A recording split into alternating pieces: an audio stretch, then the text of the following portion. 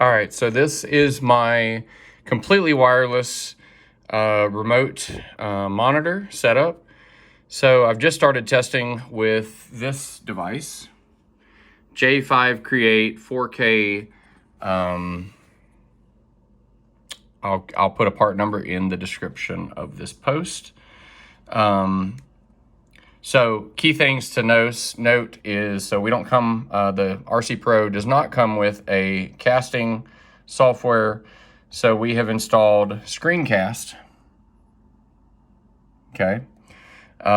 If you're doing third-party apps, always download and scan on your desktop or laptop, and then move it to your controller. Just that way you can scan it on your desktop or your laptop and be sure it's virus-free before you transfer it over to your RC Pro.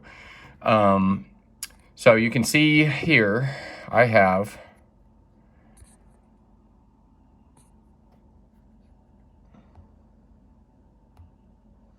okay, so I'm going to lose that for a second here.